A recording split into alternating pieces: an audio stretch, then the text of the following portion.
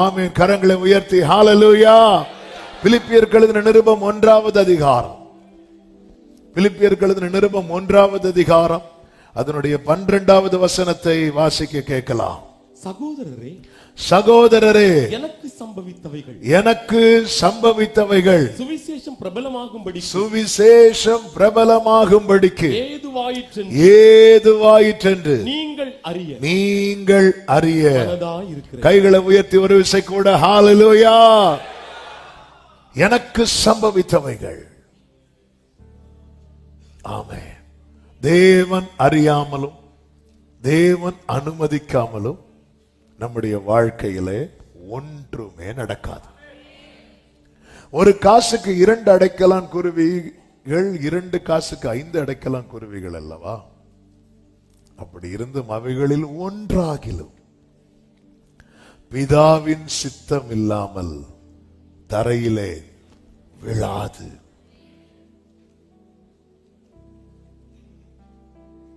ஒரு அடைக்கலான் குருவி கீழே விழுந்துட்டுன்னா பிதா சித்தம் வைத்தார்னு அர்த்தம்.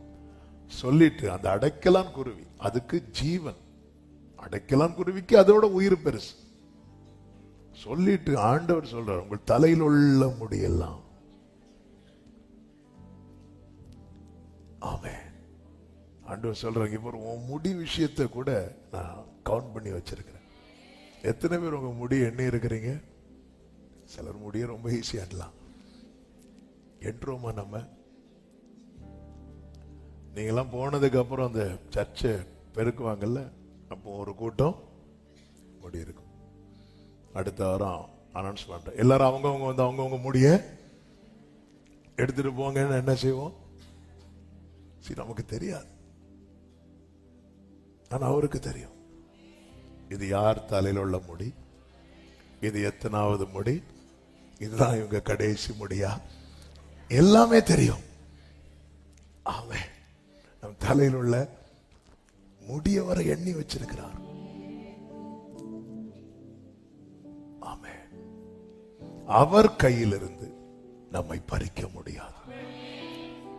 அப்போ ஆண்டவரை எப்படி எப்போ யோபு சத்துரு கையில போனான்னா கர்த்தர் கொடுத்தார். சாத்தான் கையை நீட்டு, நான் யோபு இருக்கிறான், okay thank you Jesus, thank you, wait பண்ணு, அவனை தொட்டுறாத. எப்படி இருக்கும் தெரியுமா? ஹல்லேலூயா. ஆமென். ஒரு ஐஸ்கிரீம் உங்க கையில தந்துட்டு தொடக்கூடாது, சாப்பிடக்கூடாதுன்னு எப்படி இருக்கும்? அது நம்ம கண்ணுக்கு முன்னாடியே உருகி நம்ம உண்மையில சாத்தான். அதுக்கப்புறம் ஆண்டவர் வந்து நம்ம எல்லாம் சத்துருவை நிர்மூலமாக்கும் ஜெபம் பண்றோம். ஆண்டவர் சொல்ல, சத்துருக்கு நான் வெட்கத்தை உடுத்து வைப்பேன், அவன் மீதிலோ, தேவனால் தெரிந்தெடுக்கப்பட்டவன் மீதிலோ கிரீடம் போக்கும். பவுலுக்கு மிகப்பெரிய நிச்சயம், மிகப்பெரிய நிச்சயம். தேவன் அனுமதித்திருக்கிறாரா? ஒரு பெரிய நோக்கத்துக்காக, பெரிய திட்டத்துக்காக. ஏசாயா 46வது அதிகாரம் 10-11 வசனங்களில் இப்படி சொல்லப்பட்டிருக்கிறது, அந்தத்தில் உள்ளவைகளை ஆதி முதற்கொண்டும் இன்னும் செய்யப்படாதவைகளை பூர்வ கால முதற்கொண்டும் அறிவிக்கிறேன். ஆமென். தேவன் அறிவித்தவைகள், இன்னும் செய்யப்படாதவைகள், செய்ய முடியாதவைகள் அல்ல. எத்தனை பேருக்கு நான் சொல்லுகிறது விளங்குதுன்னு தெரியல. கர்த்தர் நம்மோடு பேசின வார்த்தைகளில் அநேகம் இன்னும் செய்யப்படவில்லை. அதற்கு அர்த்தம் அவரால் செய்ய முடியாது என்று அல்ல. எனவேதான் அடுத்த வார்த்தை சொல்லுகிறார், என் ஆலோசனை நிலை நிற்கும், எனக்கு சித்தமானவைகளை எல்லாம் செய்வேன் என்று சொல்லி உராய்ஞ்சுகிற ஒரு பட்சியை கிழக்கிலிருந்தும் என் ஆலோசனை நிறைவேற்றும் மனுஷனை தூர தேசத்திலிருந்தும் வரவழைக்கிறவராய் இருக்கிறேன். அடுத்த வார்த்தை, அதை சொன்னேன், அதை நிறைவேற்றுவேன், அதை திட்டம் பண்ணினேன், அதை செய்து முடிப்பேன். ஹல்லேலூயா. ஆமென், ஆமென். வாக்கு தத்தன். ஹல்லேலூயா. என்னைக்குமே ஒரு தேவ பிள்ளை வார்த்தை உடையவனா இருக்கணும். இங்கே தீர்க்கதரிசி யாராவது இருக்கிறார்களா என்று யோசபாத் கேட்கும் போது, எலியாவின் கைக்கு தண்ணீர் வார்த்தவன் இருக்கிறான், வாங்க நம்ம அவங்கிட்ட போகலாம் என்று யோசபாத் சொல்லும் போது இஸ்ரவேலின் ராஜா எல்லாம் கேட்கிறான், எதுக்கு? தண்ணி குடிக்கிறதுக்கா? அவன் இருந்த தண்ணி எலியாவின் கையில ஊத்திட்டான். எதுக்கு போகணும்? அவன்கிட்ட வார்த்தை இருக்கு.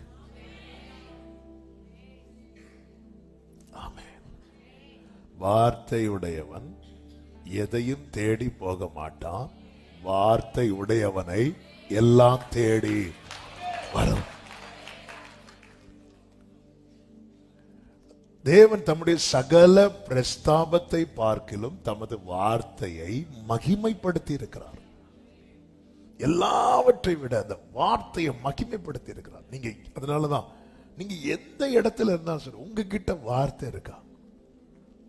பார்வோன் கண்ட சொப்பனத்துக்கான வார்த்தை யோசேப்பு கிட்ட இருக்கிறது. கொண்டு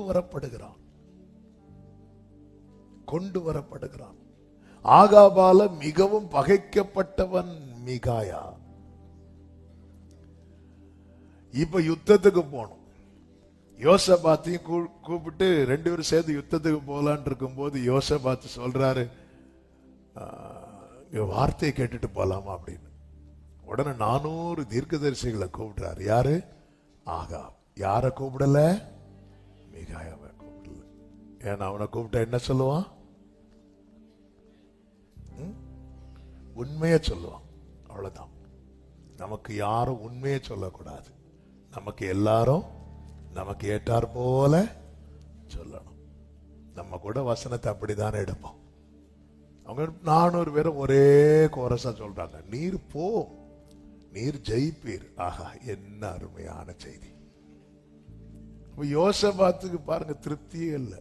இந்த ரேமா கேட்டு பழகுனவனுக்கு தெரியும் எது ரேமான்.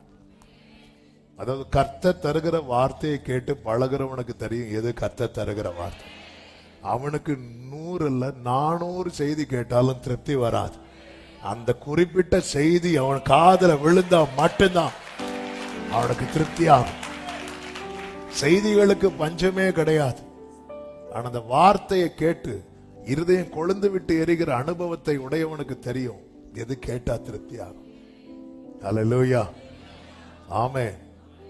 டெய்லி ஒரு செர்மன் கேட்பேன். மேக்சிமம் சில நாட்கள் மிஸ் ஆயிரும் தூங்குறதுக்கு முன்னாடி. அதுவும் டிராவல் எல்லாம் ஃபுல்லா செர்மன் தான் காதுல ஓடிட்டே இருக்கும். கொஞ்சம் பாட்டு கேட்பேன், அப்புறம் செர்மன். மேக்சிமம் செர்மன் தான் ஓடிட்டே இருக்கும்.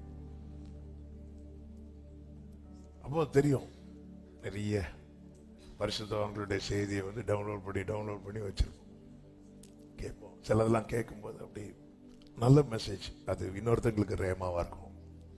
ஆனா நமக்கு தெரியும் ஸ்பிரிட் இன்னும் கனெக்ட் ஆகல, உடனே ஸ்கிப் பண்ணுவோம், அடுத்த மெசேஜ். சிலது வரும்போது அப்படி ஆவியில் ஒரு பலன் வரும், அந்த வேட திருப்பி கேட்பேன். சில செர்மன்லாம் திரும்ப திரும்ப ஓடிட்டே இருக்கும், பாயிண்ட்ஸ் எடுக்கல, பலனடைய. ஆமா, இது கேட்ட செர்மன் அப்படி கிடையாது. ஏன்னா அது ஊற்று, அது வந்துட்டே இருக்கும். ஹல்லேலூயா. நமக்கு தெரியும் இந்த ஸ்பிரிட்ல. யோசபாத் சொல்றாரு, இல்ல இல்ல இல்ல இல்ல, 400 செர்மன் கேட்டதுக்கு அப்புறம் வேற யாராவது இருக்கிறாங்களா? ஆக அப்படி பாக்குறான், இன்னொருத்தர் இருக்கிறான், ஆனா அவனை நான் பகைக்கிறேன். யோசபாத் சொல்ற, அப்படிலாம் சொல்லக்கூடாது, கூட்டிட்டு வா. அவன் சத்தியத்தை சொல்லுகிறான். எதுக்கு இதை சொல்லுகிற தெரியுமா? நீ வார்த்தை உடையவனா இருந்தால் உன்னை பகைக்கிறவனுக்கான வார்த்தை உன் வாயில தான் இருக்கும். ஏன்னா இந்த வார்த்தையில் அவ்வளவு ஜீவன் இருக்கிறது. இந்த வார்த்தை வல்லமை உள்ளது. இந்த வார்த்தை ஜீவ ஊற்று. ஜீவ ஊற்று உம்மிடத்தில் இருக்கிறது. உம்முடைய வெளிச்சத்திலே கர்த்தர் வார்த்தை தான் வெளிச்சம், வசனம் தான் வெளிச்சம். உம்முடைய வசனம் என் கால்களுக்கு தீபமும் என் பாதைக்கு வெளிச்சமா. உம்முடைய வெளிச்சத்தில் வெளிச்சம் காண்கிறோம். அந்த வார்த்தை பவுலுக்குள் இருந்ததுனால அவன் அதை அந்த வெளிச்சத்துல என்ன பார்க்கிறான் தெரியுமா? இந்த கட்டுகள், இந்த பிரச்சனைகள் எனக்கு சம்பவித்தவைகள் சுவிசேஷம் பிரபலமாவதற்கு ஏதுவாயிற்று. ஏன்னா அவனுக்குள்ள வார்த்தை இருக்கிறது. வெளிச்சத்தில் வெளிச்சம் காணணும். வார்த்தை என்னும் வெளிச்சத்துல வெளிச்சம் பார்க்கணும். ஹல்லேலூயா. வெளிச்சத்துல தான் வெளிச்சத்தில் வெளிச்சம் காணணும்னா வசனம் என்கிற வெளிச்சத்துல எதிர்காலம் என்கிற வெளிச்சத்தை பார்க்கணும். ஆமே. ஃபியூச்சர் அப்படி பார்க்கணும், இப்ப இருக்கிற கட்டை வச்சு பார்க்க கூடாது. அதெல்லாம் நம்ம கடந்த வாரங்கள்ல கிருபையாய் ஆவியானவர் தியானிக்க வைத்தார். தீமோத்தேயுக்கு எழுதும் போது பவுல் சொல்லுகிறார், 2 தீமோத்தேயு 2வது அதிகாரம் அதனுடைய 9வது வசனத்திலே இப்படி சொல்லப்பட்டிருக்கிறது, இந்த சுவிசேஷத்தின் நிமித்தம், இந்த சுவிசேஷத்தின் நிமித்தம் நான் பாதகன் போல கட்டப்பட்டு துன்பத்தை அனுபவிக்கிறேன். துன்பத்தை அனுபவிக்கிறேன். எப்படி கட்டப்பட்டாராம்? பாதகன் போல கட்டப்பட்டு துன்பத்தை அனுபவிக்கிறேன். தேவ வசனமோ கட்டப்பட்டிருக்கவில்லை. கைகளை உயர்த்தி சத்தமா ஆமென் சொல்லுங்க பார்க்கலாம். ஹல்லேலூயா. இதை இப்படியே ஆதியாகமத்திலிருந்தே சொல்லிட்டு வரலாம். சாராளின் கற்பம் செத்தது, கர்த்தருடைய வசனமோ சாகல. யோசேப்பின் கை கால்கள் விலங்கிடப்பட்டது, கர்த்தருடைய வசனமோ விலங்கிடப்படல. சங்கீதம் 105:28 என்ன சொல்லப்பட்டிருக்கிறது தெரியுமா? கர்த்தருடைய வார்த்தையை எதிர்ப்பாரில்லை. பவுல் சொல்லுகிறார், எதை வச்சு சொல்றீங்க பவுலே? எனக்கு குறித்திருக்கிறதை நிறைவேற்றுவார், எனக்கு சம்பவித்தவள் சுவிசேஷம் பிரபலமாவதற்கு ஏதுவாயிற்று, அப்படிப்பட்ட மரணத்தினின்று தப்புவித்தவர் இன்னும் தப்புவிப்பார். இதெல்லாம் எதை வச்சு சொல்றீங்க? எதை வச்சு சொல்றேன்னா, நான் கட்டப்பட்டிருக்கிறேன் பாதகன் போல, ஒரு தப்பு பண்ணவன போல என்ன கட்டி வச்சிருக்கிறாங்க. ஆனால் தேவ வசனமோ கட்டப்பட்டிருக்கவில்லை. எத்தனை பேர் இந்த காலை வேளையில நம்புறீங்க? எனக்கு தேவன் தந்த வார்த்தைகளை சத்துருவால கட்ட முடியாது, சத்துருவால சாகடிக்க முடியாது, சத்துருவால பிடுங்க முடியாது, சத்துருவால அழிக்க முடியாது. யோபு கேட்டா சொல்லுவார், யோபுவால வேற எதையுமே காக்க முடியல, ஆனா வார்த்தையை காக்க முடிந்தது. ஏன் தெரியுமா? சத்துருவுக்கு எதை மட்டும் கை வைக்க முடியாது தெரியுமா? சத்தமா சொல்லுங்க, வார்த்தையை கை வைக்க முடியாது. எல்லாம் இருந்தும் வார்த்தை இல்லாதவன் தரித்திரன், ஒன்றும் இல்லாமல் வார்த்தை உடையவன் ஐஸ்வர்யவான். ஏன்னா அந்த வார்த்தை அவனுக்கு நாளைக்கு என்னெல்லாம் கொடுக்குன்னே தெரியாது.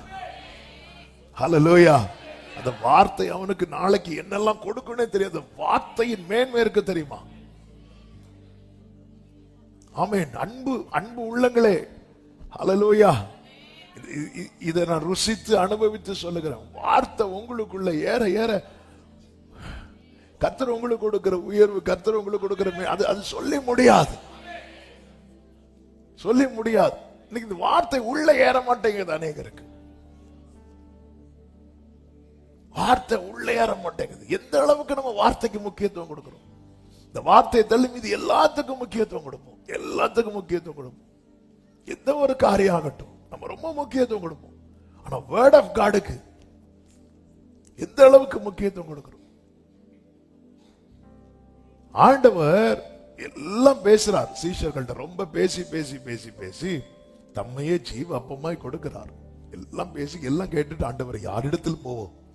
நித்திய ஜீவ வசனங்கள் நல்லா பேசி எடுத்துட்டு இப்போ ஆண்டவர் சீஷர்கள் கூட்டிட்டு மறுகரைக்கு போகும்போது அவர்களிடத்தில் ஒரே ஒரு அப்பம் மட்டும் இருக்கிறது. உடனே ஆண்டவர் சொல்லுகிறார், பரிசேயருடைய புளித்த மாவை குறித்து எச்சரிக்கையா இருங்கள் அப்படி சொல்லணும். எல்லாம் மாறி மாறி பாக்குறாங்க. ஏன்னா 12 கூட மறந்துட்டோ, ஆளுக்கு ஒவ்வொரு வீட்டுக்கு தூக்கிட்டு போனாங்களோ தெரியாது.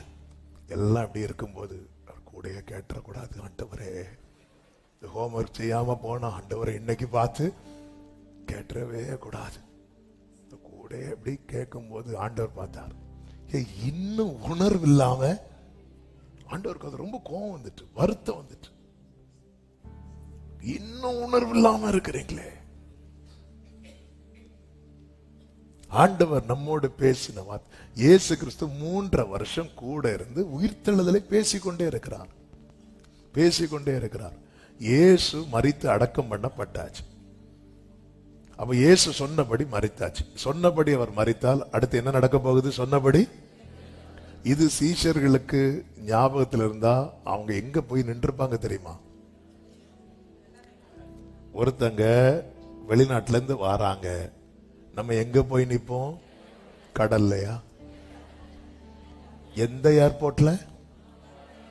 அவங்க எந்த ஏர்போர்ட்ல வராங்களோ அவங்க வந்த பிறகு போமா, வர்றதுக்கு முன்னாடியே போவோமா? வர்றதுக்கு முன்னாடி போற வழியில சாப்பிட்டுட்டு அங்க போய் அவங்கள வரவேற்க. உண்மையிலே இது இவங்க மைண்ட்ல இருந்திருந்தா இவங்க எங்க போயிருக்கணும் தெரியுமா? 2 நாள் ஆச்சு, வா வா வா வா வா வா, 3வது நாள் 6 மணி ஆச்சுன்னு சொல்லி 5 மணிக்கு வந்து சீட்டு பிடிக்கிறோம்ல. கல்லறைக்கு முன்னாடி அவங்க போய் நின்றுக்கணுமா வேண்டாமா? இல்ல. ஏன்? உள்ள வார்த்தை இல்ல.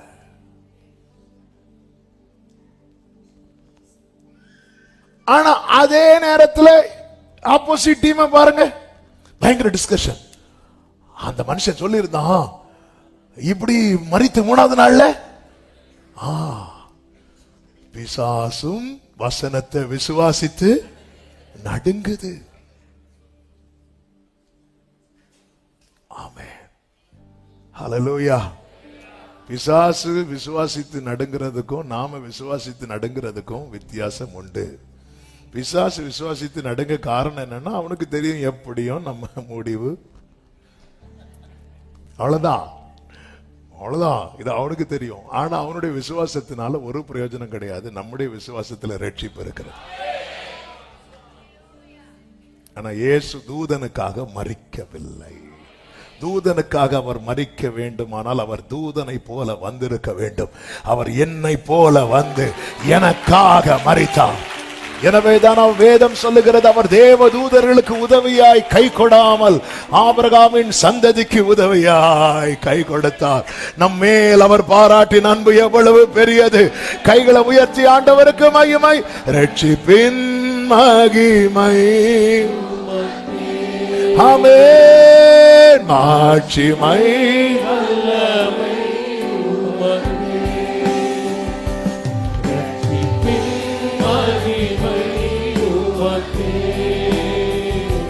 மாட்சிமை. ஹல்லேலூயா. நேற்று இரவில் ஆவியானவர் அதுதான் பேச வைத்தார். இந்த வேதம் கண்களை தெளிவாக்கும். என்ன ஒரு தெளிவு பவுலுக்கு இருந்தது! உலக பிரகாரமா நல்ல பார்வை இருந்துச்சான்னு கேட்டா இல்ல. ஏன்னா முன்னாடி ஒரு பிரதான ஆசாரியன் இருக்கும் போதே வெள்ளை அடிக்கப்பட்ட கல்லறைன்னு பேசினான். டப்புன்னு ஒருத்த வச்சான். பிரதான ஆசாரியனை பார்த்தா இப்படி சொல்றியா? சாரி, எனக்கு அது பிரதான ஆசாரியன்னு தெரியல. அவ்வளவுதான் தெரியும் பவுலுக்கு. அதான் நிருபத்துல சொல்லுவார், நான் கேட்டிருந்தா நீங்க உங்க கண்ணையே எனக்கு புடுங்கி கொடுத்திருப்பீங்க. அந்த தமஸ்குக்கு போற வழியில அட்டாக் ஆச்சுல, அதுக்கப்புறம் அவருக்கு சரியான பார்வை கிடையாது. ஆனா மனக்கண் ஓபன் ஆயிட்டு, பிரகாசம் உள்ள மனக்கண்.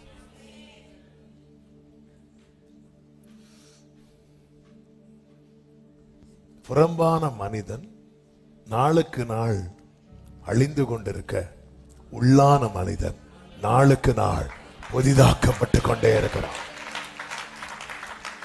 அவர் சொல்றாரு, நான் பாதகனை போல கட்டப்பட்டிருக்கிறேன், ஆனால் தேவ வசனமோ கட்டப்பட்டிருக்கவில்லை. வசனத்துல கை வைக்க முடியல. யோபு சொல்ற, எனக்கு வேண்டிய ஆகாரத்தை பார்க்கலாம் வார்த்தையை நான் காத்து கொண்டேன், எனக்கு என்னால வேற எதையுமே காக்க முடியல. முடியுமாங்க? கர்த்தர் காவாராகில். காவலாளி விழித்திருக்கிறது. கர்த்தர் காக்கலன்னா, கர்த்தர் மட்டும் காக்கலன்னா கொஞ்சம் யோசித்து பார்க்க முடியுமா? ஆமென், ஹல்லேலூயா. வசனம் கட்டப்படவில்லை. எனவேதான் கொரிந்தியருக்கு எழுதும் போது சொல்லுகிறார், 2 கொரிந்தியர் 4வது அதிகாரம் 6, 7, 8, 9 வசனங்களிலே, இருளிலிருந்து வெளிச்சத்தை பிரகாசிக்க சொன்ன தேவன் இயேசு கிறிஸ்துவின் முகத்தில் உள்ள தமது மகிமையின் அறிவாகிய ஒளியை தோன்ற பண்ணும் பொருட்டாக எங்கள் இருதயங்களில் பிரகாசித்தார்.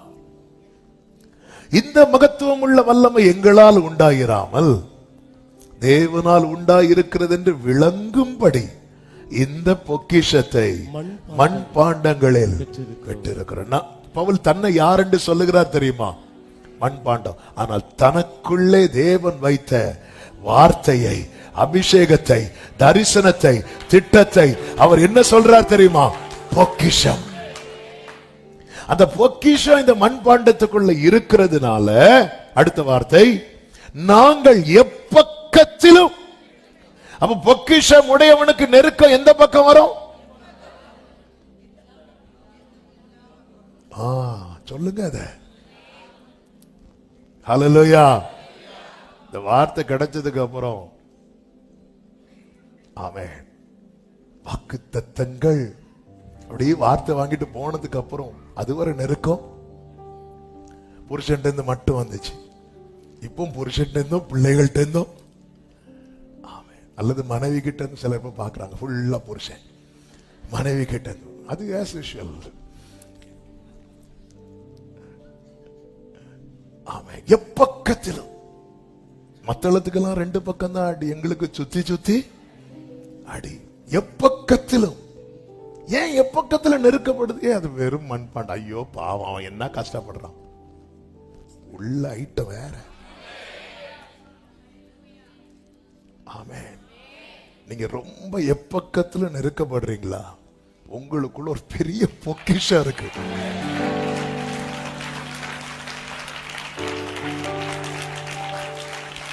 எங்க அப்பா சரீரத்துல நிறைய பலவீனம், வெளியே காட்டிக்கவே மாட்டாங்க. அவங்க சிரிச்சுட்டே இருப்பாங்க. ஆனா கூட டிராவல் பண்ணும்போது நமக்கு தெரியும் அவங்க. இப்படிதான் அப்பா கூட சென்னைக்கு ஒரு மீட்டிங் போனோம். போகும்போது ஒருத்தங்க, பாஸ்டர் நீங்க எவ்வளவு உங்களுக்கு அப்பாவுக்கு தெரிஞ்ச ஒரு ஊழியக்காரங்க, பாஸ்டர் ஏன் பாஸ்டர் உங்களுக்கு இவ்வளவு பலவீனதெல்லாம் வந்துட்டே இருக்கு மாறி மாறி? அப்ப அப்படி சிரிச்சுட்டே சொன்னாங்க, உள்ள பொக்கிஷம் இருக்கு அப்படின்னா.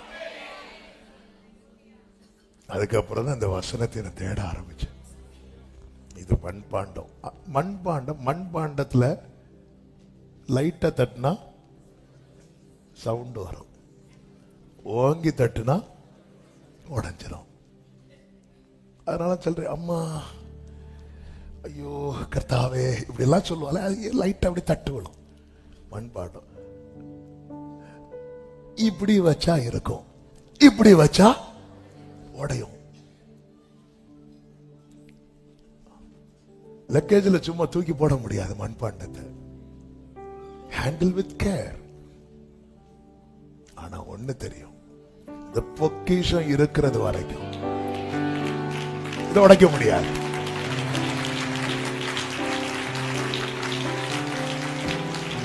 ரொம்ப நெருக்கப்பட்டு இந்த பவுல் எவ்வளவு பாதகனை போல கட்டப்பட்டிருக்கிறேன். ஆனா அது வசம் இருக்கு, பொக்கிஷம் இருக்கு.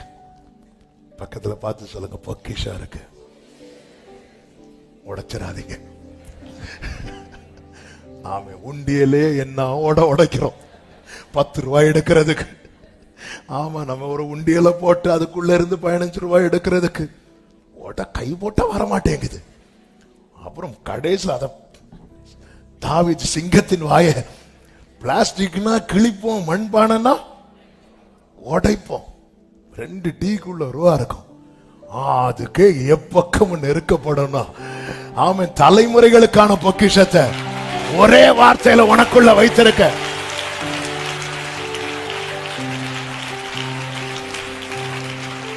உங்க கூட இருக்கிறவங்களுக்கு ஒரு பக்கம் நெருக்கமா இருக்கலாம், உங்களுக்கு எப்பக்கம் நெருக்கம்னா புரிஞ்சுக்கோங்க, அவங்களுக்குள்ள இருக்கிறது சாதாரண நன்மை, உங்களுக்குள்ள இருக்கிறது விலையேறப்பட்ட பொக்கிஷம்.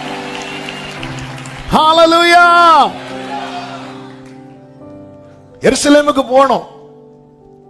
இப்ப கோல்டு எல்லாம் கொடுக்கப்படுகிறது. பொக்கிஷ சாலையிலிருந்து பாபிலோன் ராஜா பறித்து கொண்டு போன பொண்ணெல்லாம் கொடுக்கப்படுது. இப்போ எஸ்ராவுக்கு இங்கிருந்து போற வழியில சத்துருக்கள் பதிவு இருந்து அதெல்லாம் எடுத்துருவாங்களே கொஞ்சம். ஏன்னா இவன் கையில நன்மை இருக்குன்னு தெரிஞ்சிட்டு வைங்களேன்.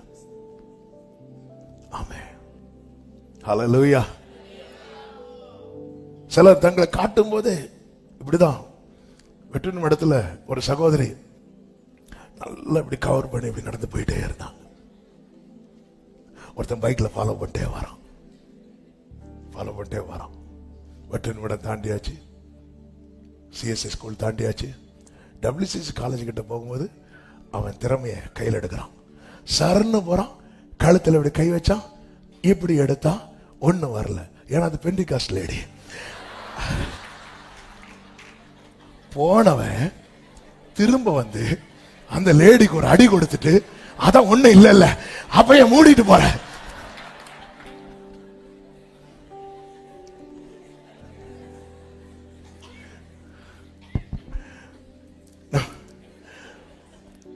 ஆமே, அவன் ஒண்ணு இல்லைன்னா சத்துரு கை, அவனுக்கு டைம் வேஸ்ட், அவன் எனர்ஜி வேஸ்ட். 2000 இருந்து போராடுறான், 2010 இருந்து போராடுறான், 2012 இருந்து போராடுறான். அவனுக்கு தெரியும் ஐட்டருக்கு உள்ள ஜீசஸ் ஜீசஸ். உன்கிட்ட ஒண்ணு இல்லைன்னு தெரிஞ்சா அவனே வேணா டீ வாங்கி தந்துட்டு ஏன் போராடுறான்? ஐயோ இதோட பிரச்சனை முடியும்னு பார்த்தா நாங்க எப்பக்கத்தில் நெருக்கப்பட்டு ஒடுங்கி போகிறதில்லை, கலக்கம் அடைந்தும் மனம் முறிவடைகிறதில்லை. ஆமென். கை துன்பப்படுத்தப்பட்டு கைவிடப்படுகிறது இல்லை, கீழே தள்ளப்பட்டு மடிந்து போகிறதில்லை. காரணம் பொக்கிஷம், பொக்கிஷம், பொக்கிஷம். ஹalleluya, ஹalleluya. எத்தனை பேர் நம்புறீங்க? நீர் அனுப்பின வார்த்தைகள் ஒருபோதும் வெறுமையாய் ஆமென். இயேசுவே நீர் சொன்ன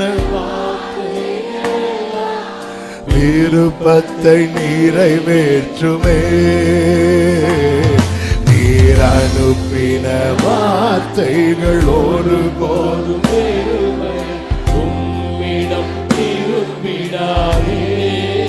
ஆமென். இயேசுவே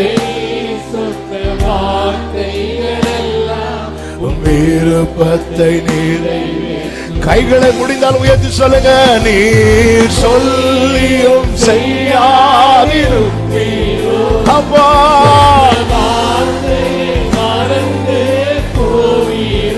ஆமென். நீர் சொல்லியும் செய்யாதிருப்பீரோ, சொன்ன வார்த்தை மறந்து போவீரோ. ஆமென். ஒரு முறை என்னிடம் நீர் சொன்னதை குறிப்பிட்ட காலத்தில் நிறைவேற்று. ஆமென். வசனம் கட்டப்படவில்லை, அது பொக்கிஷம், அது பொக்கிஷம். ஆமென். நீர் பொய் வார்த்தை சொல்லிட, நீர் பொய் வார்த்தை சொல்லிட மனதும் மாறிட மனிதன் அல்லவே. சத்தமாய் இயேசுவே நீர் சொன்ன வார்த்தைகள் எல்லாம் தவறாமல் நிறைவேறுமே. நீர் பொய் வார்த்தை சொல்லிட அப்பா, அப்பா இந்த மண்பாட்டத்துக்குள்ள பொக்கிஷத்தை வச்சிருக்கிறேன். லவ் யூ பா.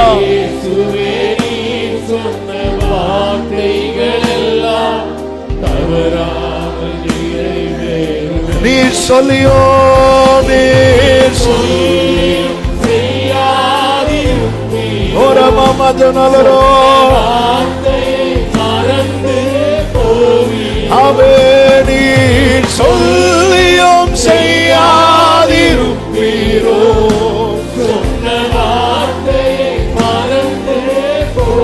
இந்த வார்த்தை அறிக்கை செய்ய பார்க்கலாம். ஒரு முறை என்னிடம் நீர் சொன்னதை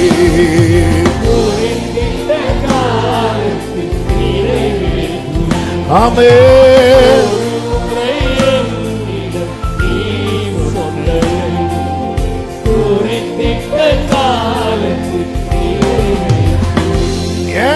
இவ்வளவு கஷ்டப்படுறீங்க அப்படிங்கிற கேள்விக்கு ஒளிச்சிருந்தோம். இனி கேட்டா சொல்லுங்க, பொக்கிஷம் இருக்கு. ஹல்லேலூயா, ஆமென். பொக்கிஷம் இருக்கு. அதனாலதான் எப்பக்கம் நெருக்கப்பட்டும் கலக்கம் அடைந்தும் மன முறிவு அடைவதில்லை, துன்பப்படுத்தப்பட்டும் கைவிடப்படுகிறதில்லை, கீழே தள்ளப்பட்டும்.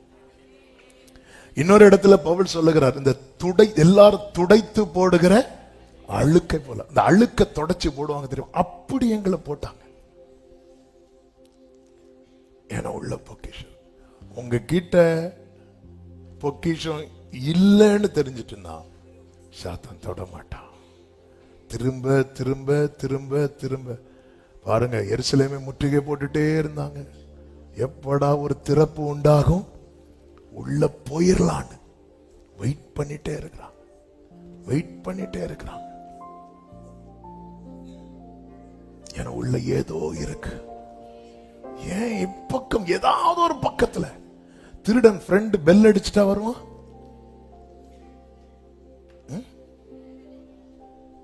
ஏன்னா அவனுக்கு தெரியும் நம்ம பெல் ஒர்க் ஆகாது. அவன் ஏதாவது ஒரு கேப், ஏதாவது எந்த பக்கம் வருவானே தெரியாது. அதான் எப்பக்கம் ஏதாவது ஒரு சைடுல இவனை தட்டி பார்ப்போம், எங்கேயாவது ஒரு சின்ன கேப் கிடைச்சா உள்ள என்ட்ராயிரும். முடியல.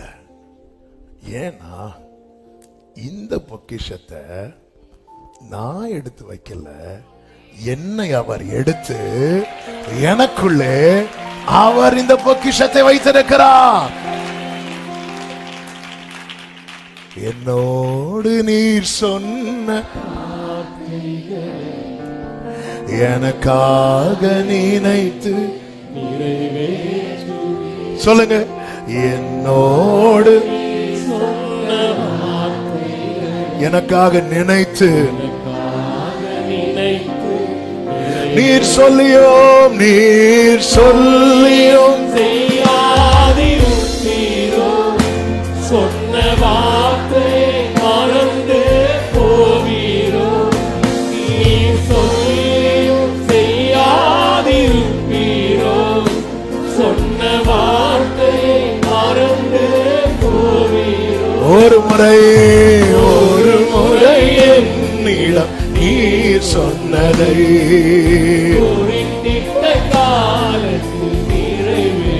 நன்றியப்பா.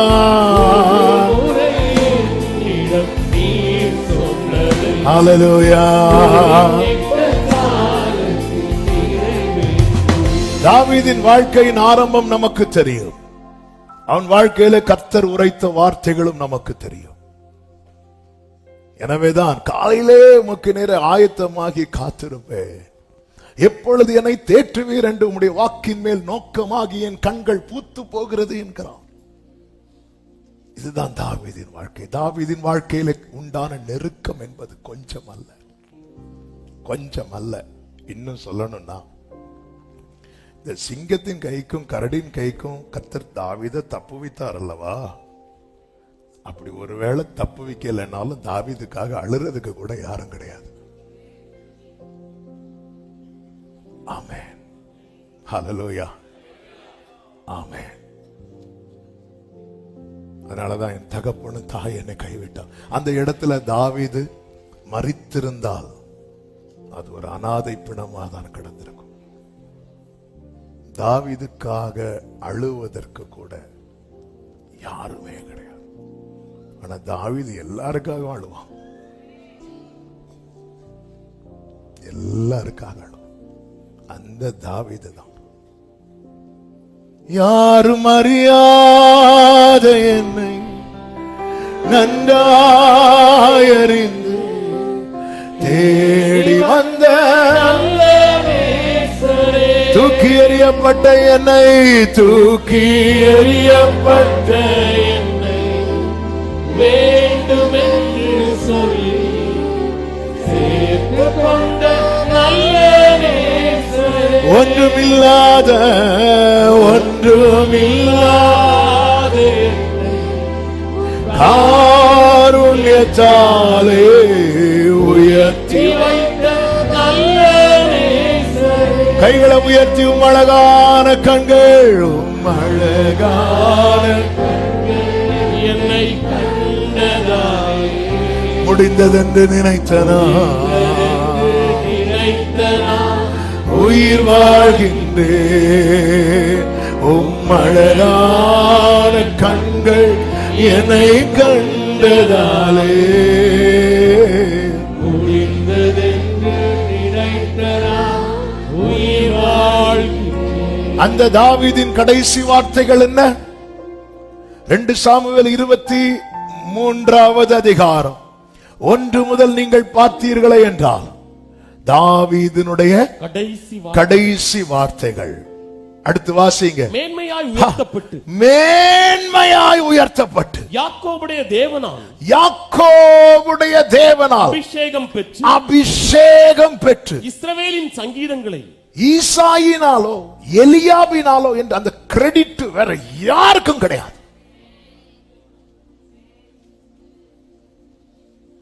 யாக்கோபுடைய தேவனால் மேன்மையாய் உயர்த்தப்பட்டு. தாவீதின் ஆரம்பம் என்ன? ஆட்டு தொழுவத்திலிருந்து எடுத்தார். பயங்கரமான குழியிலிருந்து எடுத்தார்.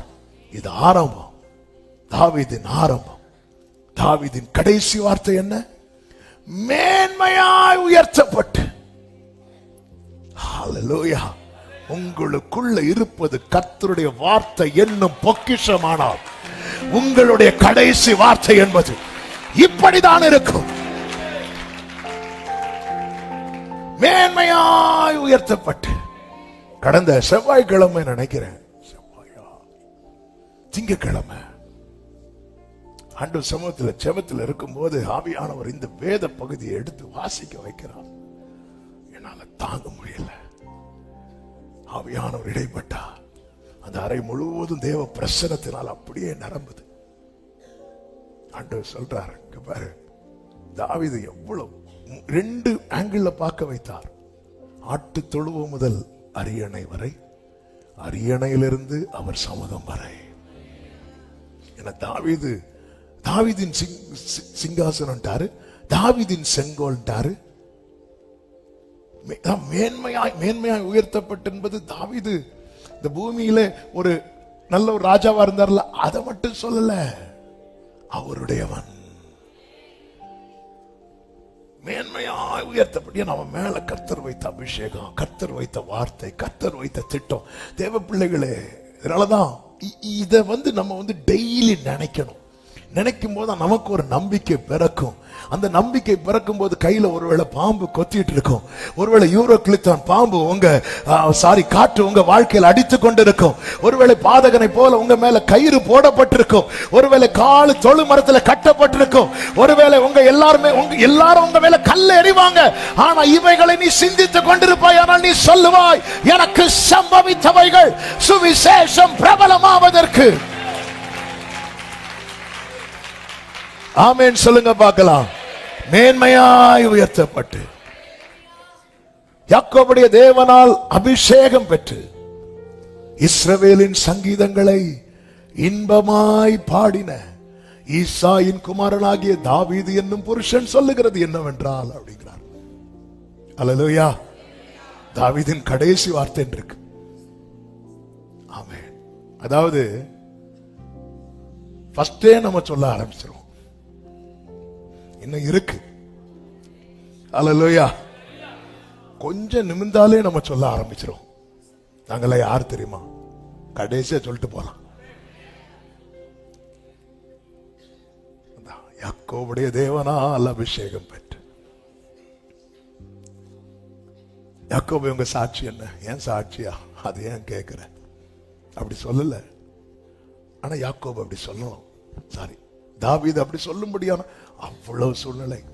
யோசேப்பை குறித்து கேட்டோம்ல, நீங்க எல்லாம் என்ன பண்ணீங்க? அப்படி இல்ல, கர்த்தரனை அனுப்பினார், கர்த்தரனை உயர்த்தினார், கர்த்தர் நன்மையாய் மாற்றினார், கர்த்தரனை ஏற்படுத்தினார். மேன்மையாய் உயர்த்தப்பட்டு இஸ்ரவேலின் சங்கீதங்களை இன்பமாய் பாடினார். எப்படி பாடினார் யாக்கோபு? தாவீது அவரே சொல்றாரு, பயங்கரமான குழியிலும் உளையான சேற்றிலும் இருந்து என்னை தூக்கி எடுத்து கண்மலை மேல நிறுத்தி என் அடிகளை உறுதிப்படுத்தி அவரை துதிக்கும் புது பாடலை என் நாவிலே வைத்தார். அவர் தான் பாட வச்சார். ஹல்லேலூயா, ஹல்லேலூயா, ஹல்லேலூயா. தோளில் இருந்து உயர்த்தினி தூக்கி என்னை நிறுத்தினி துதித்து பாட வைத்தீர். அல்லேலூயா, அல்லேலூயா. தோளில் இருந்து உயர்த்தினி தூக்கி என்னை நிறுத்தினீர். துதித்து பாட வைத்தீர். அல்லேலூயா. நிந்தை சொற்கள் நீங்கிட, நிந்தை சொற்கள் நீங்கிட இரக்கத்தை விளங்க செய்தீர். நிந்தித்தோரின் கண்கள் முன்னே நினைத்தீரா அற்புதம் நித்தியரே, நித்தியரே, நிரந்தரமே, நீதியால் நிறைந்தவரே, நிரந்தரமே, நீதியால் நிறைந்தவரே, ஆமே.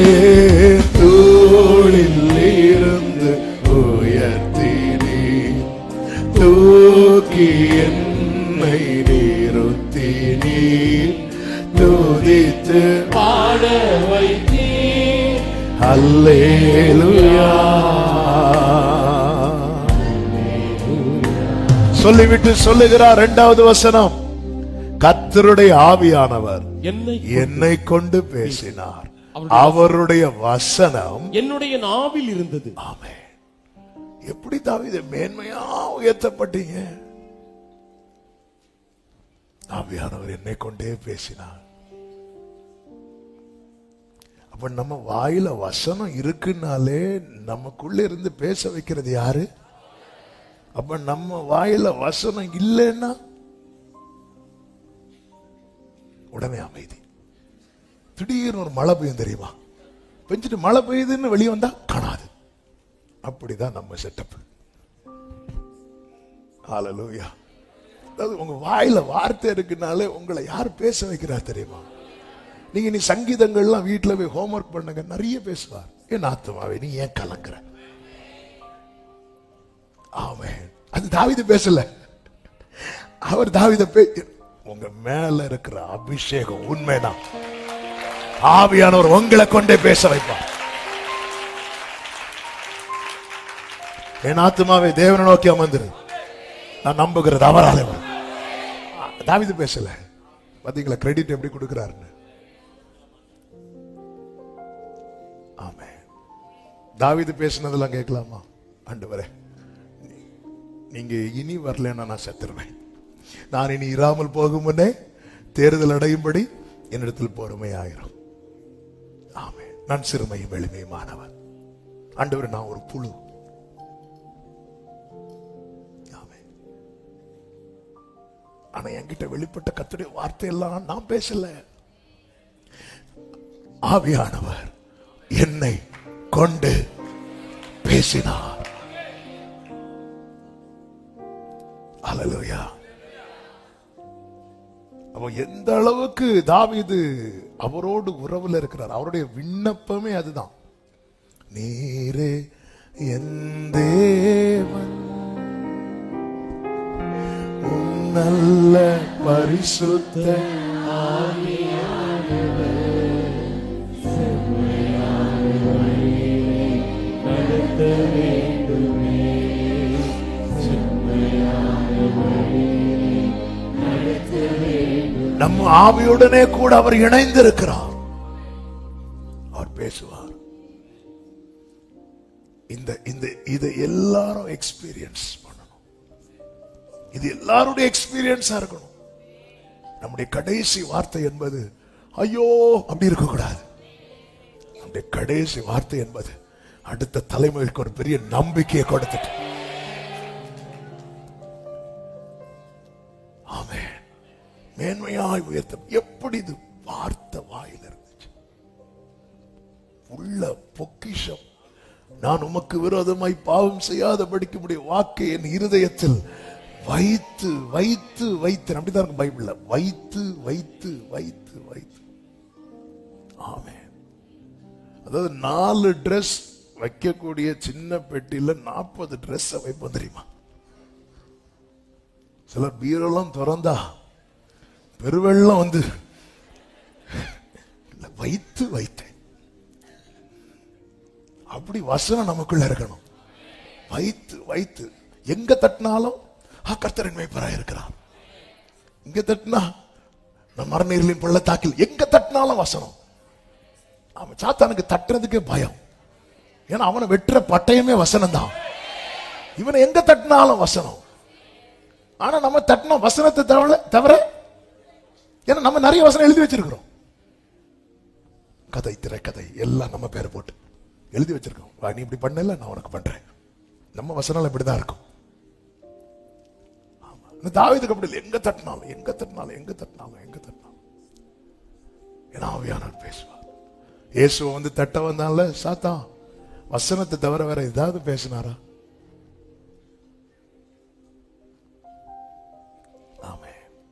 ஏன்னா தெரியும், நமக்கு தெரியணும். என்ன எப்பக்கம் நெருக்கப்பட்டாலும் என்னுடைய கடைசி என்பது எனக்கு சொல்லப்பட்ட வார்த்தை நிறைவேறி இருக்கும். அதுதான் என்னுடைய சாட்சியா இருக்கும். ஆமென் சொல்லுங்க பார்க்கலாம். ஹல்லேலூயா. இன்னும் இல்லையே அப்படின்னு இருக்கிறீங்களா? இன்னும் கடைசி வரல. ஆமென். அது வரைக்கும் சந்தோஷப்படுங்க. ஹல்லேலூயா. சொல்லிட்டு சொல்றாரு 3வது வசனம், இஸ்ரவேலின் தேவனும் இஸ்ரவேலின் கன்மலையுமானவர் எனக்கு சொல்லி உரைத்ததாவது. எனக்கு சொல்லி உரைத்ததாவது. அப்படி கேட்கணும் வசனத்தை. எங்களுக்கு சொல்லின்லாம் இல்ல. ரேமாவை வந்து விட்டு கொடுக்கவே கூடாது. யார் ரேமா? டேவிட்டுக்கு பிள்ளையா? ரேமா என்ன? வார்த்தை. ரேமாவை வந்து விட்டு கொடுக்கவே கூடாது. கர்த்தர் என்னோட பேசினார். அவனுக்கு அப்படி தோணும். ஆனா ஆக்சுவலா அது கர்த்தர் எனக்கு சொல்லி இப்படி பேசி இருக்கிறோமா? அதெல்லாம் பேச மாட்டோம். அப்படியா பேசினாரா? ஏன்னா நமக்கு பேசினா என்ன, பேசலன்னா என்ன டிஸ்டர்ப் பண்ணக்கூடாது. திடீர்னுலாம் அனைவருத்தங்க நீங்க திடீர்னு சத்தம் போடுறது எனக்கு கஷ்டமா இருக்கு. அப்புறம் பார்த்தா உங்களுக்கு தூக்கம் டிஸ்டர்ப் ஆகுது.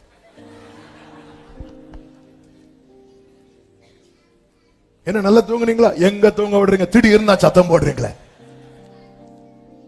அப்பதான் ஆவியானவர் வந்து மெல்லிய சத்தத்திலும் பேசுவார், இடிமுழக்கத்திலும் பேசுவார். அல்லேலூயா. ஆமென். எனக்கு சொல்லி உரைத்ததாவது. சொல்லிட்டு சொல்ல, நீதிபரராய் மனுஷரை ஆண்டு தெய்வ பயமாய் துரைத்தனம் பண்ணுகிறவர் இருப்பார். ஆண்டவராக இயேசு கிறிஸ்துவை குறித்த தீர்க்க தரிசன வார்த்தை. தாவீதின் கடைசி வார்த்தை பார்த்தீர்களா? யாரை பத்தி பேசுறாருன்னு? ஜீசஸ் பத்தி. அவர் காலையிலே மந்தாரம் இல்லாமல் உதித்து மழைக்கு பிற்பாடு தன் காந்தியினால் புல்லை பூமியிலிருந்து முளைக்க பண்ணுகிற சூரியனுடைய விடியற்கால வெளிச்சத்தை போல் இருப்பார் என்றார். சொல்லிட்டு அடுத்து அடிக்கிறார் பாருங்க தாவீது. 5வது வசனம், என்னுடைய வீடு தேவனிடத்தில் இப்படி இராதோ அப்படிங்கிறார். எப்படி இராதோ? இதோ அவருடைய நேசகுமாரன் எப்படி இருக்கிறார்? பிரகாசமா. அப்பா என் வீடு அப்படி இருக்கணும் உங்க முன்னாடி. சிம்பிளா சொல்ற, வாயில வார்த்தை இருக்குல்ல, வசனத்தை வச்சுட்டு தன் வீட்டை வாஞ்சிக்கிற ஆண்டவர், என் வீடு இப்படி இருக்காதோ, என் வாயில இருக்கிற வார்த்தை போல என் வீடு இருக்காதோ, என் வாயில நீங்க தந்த வார்த்தையை போல என் வாழ்க்கை இருக்காதோ. இந்த ஏக்கம் தாவீது கடைசியில ஏக்கம் என்ன? கடைசி காலத்துல யார் என்ன பார்க்க வராங்களோ அப்படிலாம் கிடையாது. அந்த ஏக்கம் என்ன? இப்படி இராதோ என் வீடு. ஆவியானவரை நீங்க என்ன கொண்டு பேசுறீங்கல்ல, இப்படி என் வீடு இராதோ சொல்லிட்டு அடுத்து சொல்றாரு, சகலமும். எல்லாரும் சொல்லுங்க, எல்லாரும் சொல்லுங்க, எல்லாரும் சொல்லுங்க. சகலமும் திட்டம் பண்ணப்பட்டிருக்கிற நிச்சயமான நித்திய உடன்படிக்கையை என்னுடன் அவர் செய்திருக்கிறார். இந்த வேட மனப்பாடம் பண்ணணும். சகலமும். சகலமும்னா என்ன? ஆமா, என்னுடைய A to Z மட்டும் இல்ல, கர்த்தருடைய வருகை மட்டும் தொடர்கிற என் சந்ததி ஆனாலும் சரி, சகலமும் திட்டம் பண்ணப்பட்டிருக்கிற சகலமும். சொல்லிட்டு அடுத்த வார்த்தை, ஆதலால் என்னுடைய எல்லா ரட்சிப்பும் எல்லா வாஞ்சையும் வளர்ந்தோங்க. வசனம் வாயில இருந்தா வாஞ்ச வளரும். எப்படிப்பட்ட வாஞ்ச? அப்பா, இந்த வசனம் போல என் குடும்பம் இருக்கணும். அது நடுவுல தான் ஆழமா அழுத்தி சொல்ற, சகலமும் திட்டம் பண்ணப்பட்டிருக்கிற நிச்சயமான நித்திய உடன்படிக்கை. உடன்படிக்கையின் தேவன் உண்மையில் தாவீதுக்கு நான் பொய் சொல்லேன் என்று சொல்லி சொன்னதை நிறைவேற்றுவேன். என் தாவீதுக்கு நான் பொய் சொல்லேன் என்று சொல்லி சொன்னதை. 1 கொரிந்தியர் 15 நாம் கடந்த வாரத்தில் வாசித்தோமே, 15வது அதிகாரம் 3 முதல்.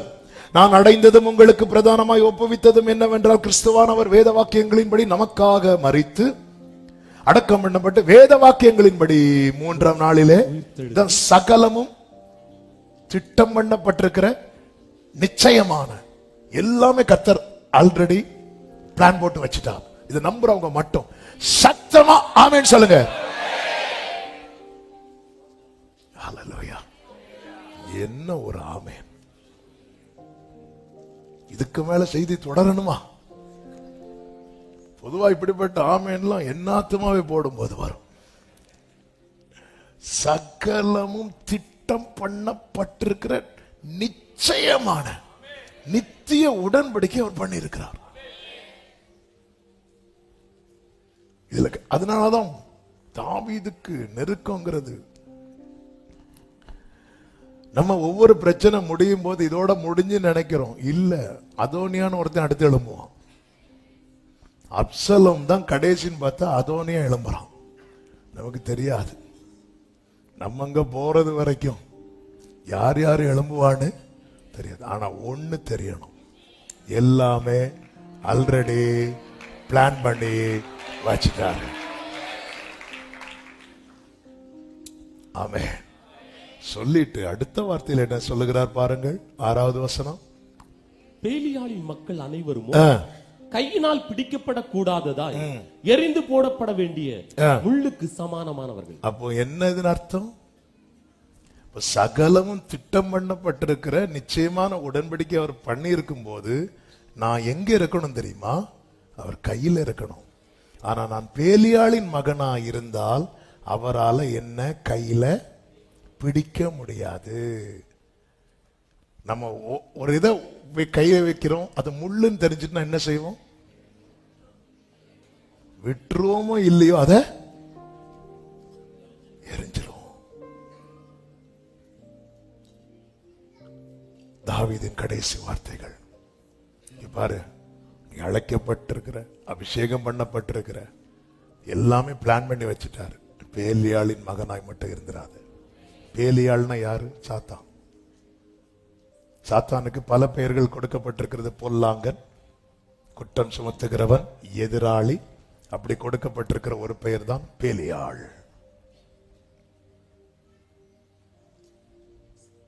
எல்லாமே தாவீது கடைசி வார்த்தை. நமக்கு வேதத்திலே நிறைய பார்க்க முடியும். தேவன் தெரிந்தெடுத்து விட்ட அநேகர் உண்டு. நீ முள்ளாயிட்டேனா தூக்கி போட்டுருவார். பேலியாளின் மக்கள் அனைவருமோ கையினால் பிடிக்கப்படக்கூடாததாய் எரிந்து போட வேண்டிய, இதை எரிந்துதான் ஆகணும். முள்ளுக்கு இயேசு கிறிஸ்து பாதத்தை கழுவும் போது கூட யூதாசு மனம் திரும்பல. ஏன்னா வேதம் சொல்லுகிறது அவனுக்குள் சாத்தான் புகுந்தான். ஆண்டவர் எரிந்தார் பாத்தீங்களா? யூதாசே நீ கிளம்பு அப்படின்ட்டார், நீ போ அப்படின்ட்டார், எரிஞ்சிட்டார், தூக்கி எரிஞ்சிட்டார். அது ஆக்சுவலா யூதாஸ் அனுப்பி விட்டது போல இருக்கும். யூதாஸை எரிந்து விட்டார். என முள்ளு நம்ம கை நீட்டி ஒண்ணு எடுக்கிறோம், முள்ளுன்னு தெரிஞ்சிட்டுனா எரிஞ்சிரும். தேவன் எல்லாத்தையும் பிளான் பண்ணி வைத்திருக்கும் போது அவரால் தூக்கி எறியப்பட்டவனாய் மனிதன் தூக்கி எறியலாம், கர்த்தர் தூக்கி எறிந்தா. அதனாலதான் லவோதிக்கேயா சபைக்கு சொல்றார், நீ அனலும் இல்ல குளிரும் இல்ல, நீ அனலாயாவது குளிராயாவது இரு. அப்படி இல்லைன்னா நான் உன்னை வாந்தி பண்ணி போட்டுருவேன். பேலியாளின் மக்களாயிராதீர்கள். யாரையெல்லாம் பேலியாளின் மக்கள் என்று வேதம் சொல்லுகிறது? நியாயாதிபதிகள் 19:22 வாசிக்க வேண்டாம், சொல்லிவிடுகிறேன். துணிகரமான பாவம் செய்கிறவர்கள். ஒரு லேவியன் ஒருவன் பென்யமீன் நாட்டுக்கு வரும்போது அங்கே அவனை ஒருவன் விசாரிக்கும் போது பேலியாளின் மக்கள் சிலர் போய் அவனிடத்தில் தவறாய் நடக்கும்படிக்கு வந்து நிற்கிறாங்க. அந்த இரவில் அவர்கள் அப்படிப்பட்ட ஒரு துணிகரமான ஒரு பாவத்தை செய்ததை வேதம் நமக்கு காண்பிக்கிறது. துணிகரமான பாவத்தை செய்கிறவர்கள். காயினிடத்திலே, காயினை குறித்து வேதம் என்ன சொல்லுகிறது? அவன் பொல்லாங்கனால் உண்டாயிருந்தான். பொல்லாங்கனால் உண்டாயிருந்து. இந்த பொல்லாங்கனால் உண்டாயிருக்கிறவனுடைய அடையாளம் என்ன தெரியுமா? சர்ச்சைகளும் வருவான், திரும்ப போய் பாவம் பண்ணுவான். அதனாலதான் ஆண்டவர் சொன்னார், பாவம் உன் வாசற்படியிலே படுத்திருக்கிறது. ஆராதனை முடிச்சுட்டு திரும்ப பாவம் பண்ணணும் அப்படிங்கிற எண்ணத்தோட யார் இருந்தாலும் அவங்க யாருன்னு பைபிள் சொல்லுது தெரியுமா? பேலியாளின் மக்கள்.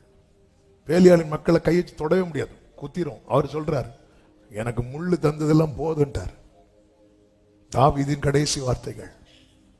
சகலமும் திட்டம் பண்ணப்பட்டிருக்கு, அந்த டைம்ல உன்னை தூக்கி எறிகிற மாதிரி நீ இருந்துராதேங்கிறார்.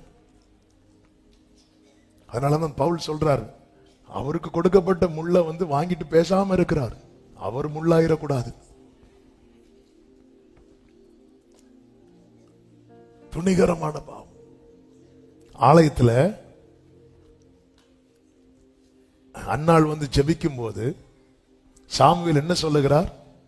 நீ காலையில என்ன செஞ்சுட்டு வந்திருக்கிற? நீ எதுவரைக்கும் வெறித்திருப்பாய்? உன் குடியை என்னை விட்டு விலக்கு அப்படின்னு யார் சொல்றா? ஏலி சொல்றா. உடனே அன்னாள் என்ன சொல்லுவாங்க தெரியுமா? உமது அடியாளை பேலியாளின் மகளாக. பேலியாளின் மகள் யாரு? சர்ச்சுக்கு எப்படிதான் வருவாங்க?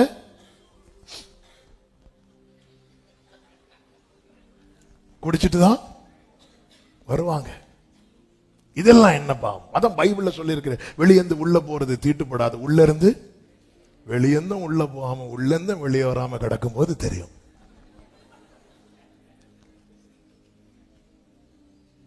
அது லைட்டா யாருக்கும் தெரியாம, லைட்டா இவ்வளவுதான். இது பேலியாளின் மகன். இங்கே ரசத்தை ஊத்திட்டு அங்கே போய் ரசத்தை ஊத்திட்டு அன்னாள் சொல்றாங்க, இது துணிகரமான பேலியாளின். நம்ம எங்க வந்திருக்கிறோம்? யாரிடத்தில் வந்திருக்கிறோம்? அதான் அப்பா, என்ன குறித்து தான் சகலமும் திட்டம் பண்ணப்பட்டிருக்கிற. நான் இப்படி இருந்தா என்ன? ஆண்டவர் சொல்ற, நான் கையில எடுக்கணும், நான் உன்னை உருவாக்கணும். ஆனா நீ பேலியாளின் மகளா இருந்தா என்னால என்ன தொடவே முடியாது. அது எரிந்து போடப்படும்.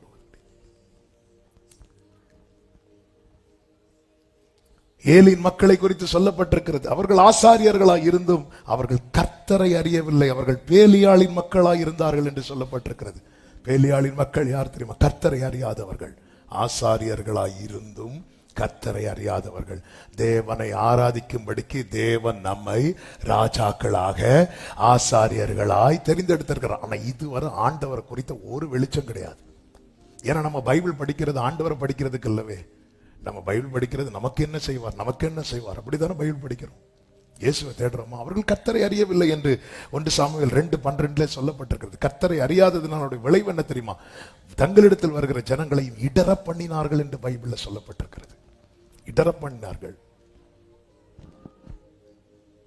கர்த்தரை அறியார்கள். Who is Jesus அப்படின்னு கேட்ட ஆன்சர் இல்லை. இன்னைக்கு இயேசுக்கு நமக்கு ஏதாவது தொடர்பு இருந்தா தானே அவரை குறித்து தெரியும். பதில் இல்லை. இயேசுவோடு கூட ஆனா என்ன வேணாலும் செய்வோம். விட்டா ஆராதனை நடத்துவோம், விட்டா பிரசங்கம் பண்ணுவோம், என்ன ஆண்டவரை குறித்து ஒரு வெளிச்சம் கிடையாது. ஆண்டவர் சொன்னாரு, என் ஜனங்கள் 2 தீமையை செஞ்சாங்க. தங்களுக்கென்று ஒரு வெடிப்புள்ள தொட்டியை உண்டாக்கினாங்க, இன்னொன்று என்னை அவர்கள் விட்டு விட்டார்கள். யார் பேலியாளின் மக்கள்? 1 சாமுவேல் 10:27 சொல்லப்பட்டிருக்கிறது. இவனா நம்மை ரட்சிக்க போகிறவன் என்று சொல்லி அவனுக்கு காணிக்கை கொண்டு வராமல் அவனை அசட்டை பண்ணினார்கள் என்று சொல்லப்பட்டிருக்கிறது. பேலியாளின் மக்கள் யார் தெரியுமா? அபிஷேகம் பண்ணப்பட்டவனை அசட்டை பண்ணுகிறது. அசட்டை பண்ணுகிறது. நமக்கு தெரியும் அப்படி அசட்டை பண்ணினது கோலியாத். இஸ்ரவேலருக்குள்ளும் அநேகர் சவுலை ராஜாவாக அபிஷேகம் பண்ண போட்ட போது இவனா அப்படின்னு சொல்லிட்டு அதாவது ஒருத்தங்க மேல இருக்கிற அழைப்பையும் அபிஷேகத்தையும் அசட்டை பண்ணவே கூடாது. அதனாலதான் எல்லார்ட்டையும் அன்பா சொல்லுவேன், ஊழியக்காரர்களை குறித்து யாருமே, ஊழியக்காரர்களை குறித்து மட்டும் இல்ல, விசுவாசிகளை குறித்தும். ஏன்னா அவங்களும் அபிஷேகம் பண்ணப்பட்டவங்க தான். இன்னொருத்தங்களை குறித்து பேசுறது, அசட்டை பண்றது, இதெல்லாம் யாருக்கு, யாருடைய மக்கள்? என்ன அமைதியாயிட்டீங்க? கொஞ்சம் முன்னாடி ஒரு ஆமேன் அதான் சொன்னேன்ல, அங்கேயும் முடிக்கிறது நல்லது. ஏன்னா பைபிள ஒரு சைடை மட்டும் காட்டிட்டு போனா கணக்கு கொடுக்கணும். இவ்வளோ பிளான் வச்சிருக்கிறேன்டா, நீ முள்ளாயிராத. எனக்கு ஒண்ணு எடுக்கணும், கையில எனக்கு ஒண்ணு எடுக்கணும், எனக்கு ஒண்ணு வணையணும், எனக்கு ஒண்ணு பிடிக்கணும். ஆனா நான் அப்படி பிடிக்கலான்னு வந்து கைய வச்சதும் எனக்கு குத்திட்டு, அப்படி குத்திட்டு நான் அவனை தூக்கி தான் போட்டு ஆகணும். பேலியாளின் மக்கள் யார் தெரியுமா? பொய் சாட்சி சொல்லுகிறவர்கள். 1 ராஜாக்கள் 21வது அதிகாரம் நீங்க படிக்கும் போது தெரியும். 10வது வசனத்துல யேசபேல் பேலியாளின் மக்களை பொய் சாட்சி சொல்ல ஏற்படுத்துகிறாள். நாபோத்தின் திராட்சை தோட்டத்தை அபகரிக்க, பிறருக்குரியதை அபகரிக்க பொய் பேசுறாங்கல்ல பேலியாளின் மக்கள். பிறருக்குரியதை அபகரிக்க பொய் பேசுறவங்க. என கேட்டு கொண்டுகிற ஒவ்வொருவருக்கும் சொல்ல, உங்களுக்குரியது அல்லாததை விரும்பாதீங்க, நாடாதீங்க. அது உங்களுக்குரியதுன்னு உங்ககிட்ட வரும். பிறருக்குரியதை அபகரிக்கிறதுக்கு இந்த பொய் சாட்சி பேலியாளின் மக்கள். இதனால குற்றமில்லாத ரத்தம் சிந்தப்படும், குற்றமில்லாத ரத்தம் சிந்தப்படும். ஒருத்தங்க நியாயம் இல்லாமல் காரணம் இல்லாமல் நாம் ஒருத்தங்களை, ஆமா, இதே போல வேதனைக்குள்ளாக்கும் போது அவர்கள் வடிக்கிற கண்ணீர் கூட அவர்கள் சிந்துகிற ரத்தத்துக்கு சமம். பேலியாளின் மக்களாக இராதிருங்கள். பிறரை வஞ்சித்து பிறருக்குரியதை அபகரித்து வைத்து விட்டு இங்க வெள்ளை வெள்ளையும் போட்டுட்டு வந்து குளோரி குளோரின்னு சொன்னாலும் ஆண்டவர் சொல்லுவார், என்னால கையில தொட முடியல அப்படிம்பார். எனக்கு தொட முடியல.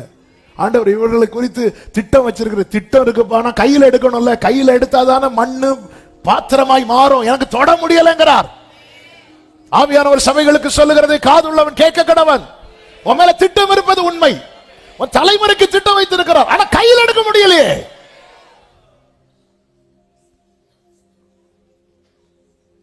தொட முடியல. வேதம் சொல்லுகிறது பேலியாளின் மகன் கிண்டி விடுகிறான். தேவன் சொல்லுகிறார், சமாதானம் பண்ணுகிறவர்கள் பாக்கியவான்கள், அவர்கள் தேவனுடைய புத்திரர் எனப்படுவார்கள். ஆனா பேலியாளின் மகன் என்ன பண்ணுவானோ? கிண்டி விடுவான். நல்லா தான் இருப்பாங்க, புருஷன் மனைவி நல்லா இருப்பாங்க. சிலர் போவாங்க ஆட்டோ பிடிச்சு கிச்சன்ல கிண்ட போறது போல போயிட்டு மொத்தத்துல கிண்டிக்கே போயிருவாங்க. கிண்டி விடுறாங்க பிரச்சனைய, அப்படி கிண்டி விடுவான். அப்படி அவங்களுக்கு, ஏன்னா அவங்களுக்கு ஒரு பிரச்சனை இல்லை. இந்த பொதுவா அந்த கிண்டி விடுறாங்க தெரியுமா, நீங்க பொதுவா பாத்தீங்கன்னா அவங்களுக்கு இன்னும் பெரிய பிரச்சனை, அவங்களுக்கு டைம் பாஸ் ஆகல, எப்படி இருப்பாங்க, போன் எடுப்பாங்க, பிள்ளை கேட்டியா, அப்படிதான் தொடங்குவாங்க மெதுவா.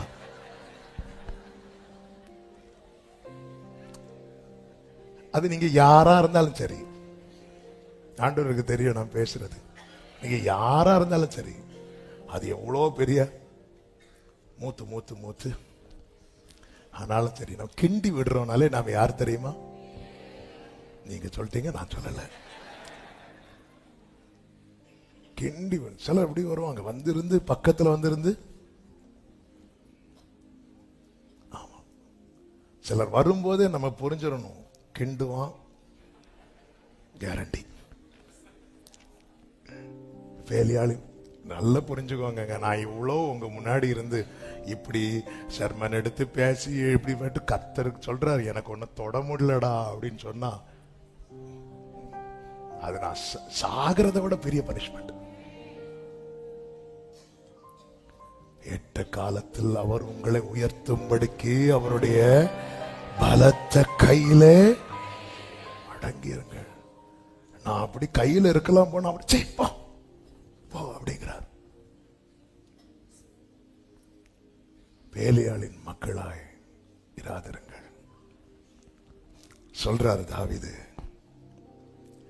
பேலியாளின் மக்கள் அனைவரும் கையினால் பிடிக்கப்படக்கூடாததா எரிந்து போடப்பட வேண்டிய முள்ளுகளுக்கு சமானமானவர்கள். 7வது வசனம், அவைகளை ஒருவன் தொட போனால் இருப்பாயுதத்தையும் ஈட்டி தாங்கியும் கெட்டியாய் பிடித்துக் கொள்ள வேண்டும். அவைகள் இருக்கிற இடத்தில் தானே அக்கினியினால் முற்றும் சுட்டெரிக்கப்படும் என்றார். அவைகள் இருக்கு, அதுக்கு ரிசல்ட் என்ன தெரியுமா?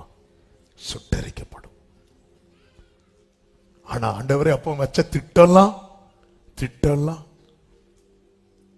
ஆபிரகாம் வாழ்க்கையில திட்டம் நிறைவேறும் போது ஆபிரகாமுக்கு கொடுத்த வார்னிங் என்ன தெரியுமா? எனக்கு முன்னாக நடந்து கொண்டு உத்தமனாயிரு. திட்டம் இருக்கு. யூதாசை தேவன் அழைத்தது தூக்குல தொங்குறதுக்கு அழைத்தார் இல்ல.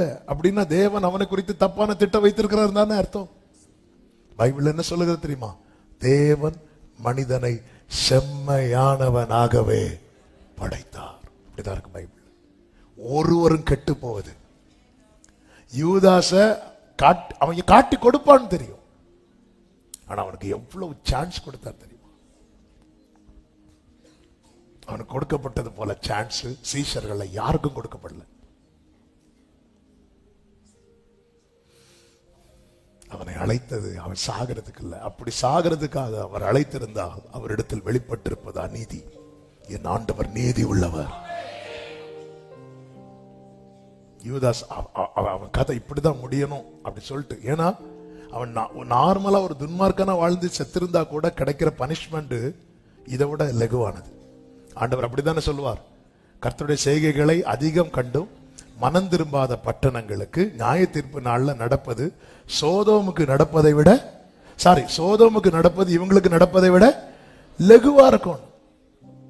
அப்போ அதாவது ரட்சிக்கப்பட்டு வாழ்ந்து இப்படி ஆக்கினை தீர்ப்பு அடைகிறதுக்கு ரட்சிக்கப்படாம அவன் அப்படி விட்டுருக்கலாமே.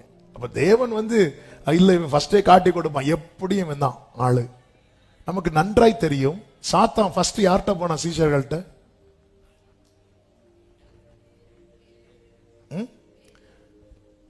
ஃபர்ஸ்ட் இயேசுட்ட போறான்.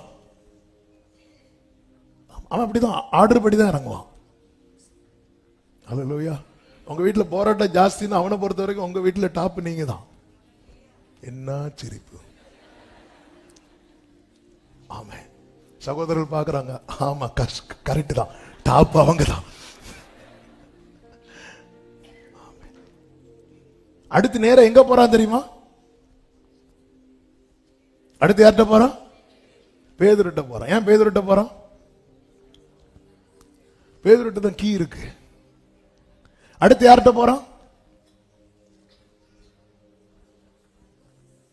யார்கிட்டையும் போட்டு எங்க கிட்ட மாட்டோம்.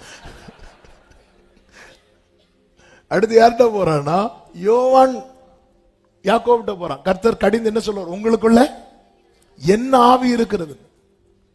ஏன் யோவான்ட்ட போறான்? அவங்க தான் மார்பில. இந்த 3 பேர் தான் இயேசுவை சுத்தி எப்போனாலும் இருப்பாங்க. இந்த 3 விட்டுட்டு அடுத்து யார்கிட்ட போறான் தெரியுமா? யூதாஸ்ட போறான்.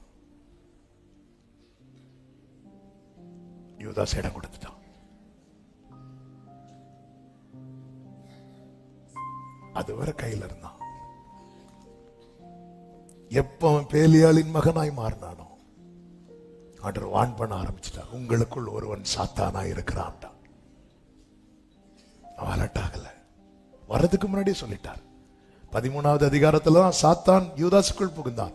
ஆனா 6வது அதிகாரத்திலே கர்த்தர் வான் பண்ண ஆரம்பிச்சிட்டார். நோவா தேவ எச்சரிப்பை பெற்று பேழையை கட்டி உள்ள போயிட்டான். கர்த்தர் வான் பண்றாருனாலே பேழைக்குள்ள வந்துடணும், வேர்டுக்குள்ள வந்துடணும். இல்ல வரட்டும் பார்த்துக்கலாம், வந்ததுக்கு அப்புறம் பார்க்க முடியாது. நம்ம தொங்கிட்டு இருக்கிறது தான் பார்ப்பாங்க. பேலியாளின் மகனாகிறாதீங்க. கர்த்தர் பெரிய திட்டத்தை வைத்திருக்கிறார். அதனாலதான் பவுல் சொல்லுகிறார், நல்ல போராட்டத்தை போராடினேன், ஓட்டத்தை முடித்தேன், விசுவாசத்தை காத்துக்கொண்டேன். நமக்கு சம்பவித்தவைகள் சுவிசேஷம் பிரபலமாவதற்கு. கைகளை உயர்த்தி ஆமேன் சொல்லுங்க பார்க்கலாம். எல்லாரும் அப்படி எழுந்து நிற்கலாமா? ஒரே ஒரு கோரஸை அர்ப்பணிப்போடு பாடி நம்ம ஜெபித்து முடிக்க போகிறோம். இயேசுவின் பின்னே போக துணிந்தே, இயேசுவின் பின்னே போக துணிந்தே, இயேசுவின் பின்னே போக துணிந்தே, பின்னோக்கே நான், பின்னோக்கே நான், பின்னோக்கே நான், பின்னோக்கே. இயேசுவின் பின்னே, இயேசுவின் பின்னே போக துணிந்தே, ஆமென். இயேசுவின் பின்னே போக துணிந்தே, இயேசுவின் பின்னே போக துணிந்தே, பின்னோக்கே நான், பின்னோக்கே நான். 2 கைகளை உயர்த்தி என்னை கைவிடாதிரோ, என்னை கைவிடாதிரும் தகப்பனே, என்ன நிந்தை நேரிடினும், ஆமென், என்னை கைவிடாதிரும் ஜீசஸ்.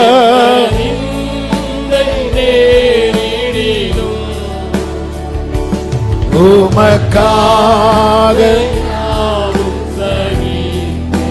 உங்க பலனை தாங்கப்பா, ஆமென். உமக்காக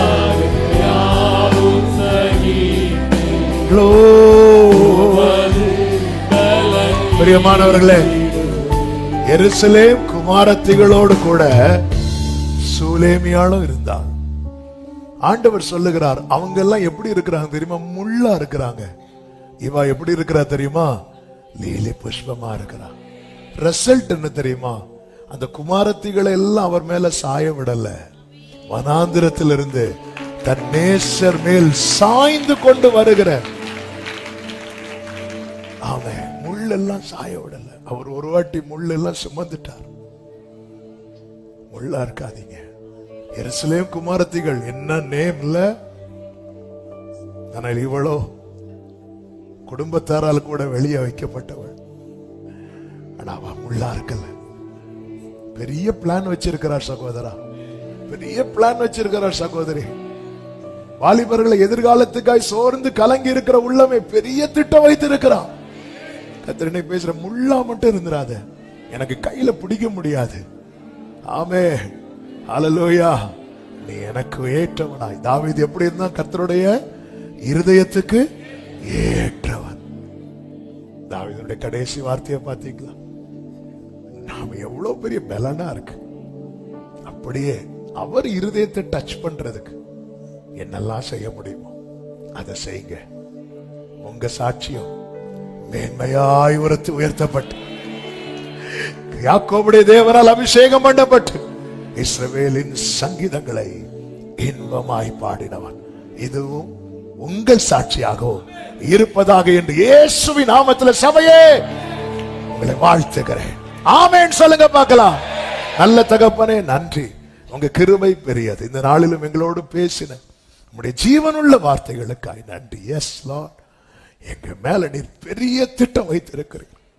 ஆனாலும் எங்களுக்கு ஒரு வார்னிங் கொடுத்தீங்க. நீ என் கையில இருக்கணும், நீ முள்ளா இருந்தா நான் தூக்கி எரிஞ்சிருவேன். நாங்க ஒருபோதும் அந்த எரியப்படுகிற முள்ளாய், உண்மை காயப்படுத்துகிற முள்ளாய் இராதபடிக்கு எங்களை உருவாக்கும் இருதயத்துக்கு ஏற்றவர்களா எங்களை நிறுத்தும். ஒவ்வொருவரை அப்படியே உருவாக்கி நிறுத்துவீராக. எல்லாரையும் பாதுகாத்து ஆசீர்வதியும், கண்மணி போல காத்துக்களும். விசேஷமாய் எக்ஸாம் எழுதுற பிள்ளைகளை ஒரு விசை கூட உடைய கரங்களில் தருகிறோம். கண்மணி போல பாதுகாத்து நல்ல ஜெயத்தை காண கிருபை செய்யும். மகிமை கனம் துதி ஸ்தோத்திரங்கள் அனைத்தும் ஒருவருக்கே செலுத்துகிறோம். இரட்சகர் இயேசுவின் நாமத்தில் பிதாவே, ஆமென். என் ஆத்துமாவே கர்த்தரை ஸ்தோத்திரி, என் ஆத்துமாவே கர்த்தரை ஸ்தோத்திரி. கர்த்தர் செய்த சகல உபகாரங்களை மறவாதே. ஆமென். நம்முடைய கர்த்தராகிய இயேசு கிறிஸ்துவின் கிருபையும், பிதாவாகிய தேவனுடைய அன்பும், பரிசுத்த ஆவியானவருடைய ஐக்கியமும் சிநேகமும் பாதுகாவலும் நம் அனைவரோடு எல்லா பரிசுத்தவான்களோடு கூட கர்த்தருடைய வருகை மட்டும் தங்கி இருப்பதாக. ஆமென். ஹalleluya. God bless you. கர்த்தர் உங்களை ஆசீர்வதிப்பாராக. ஆமென்.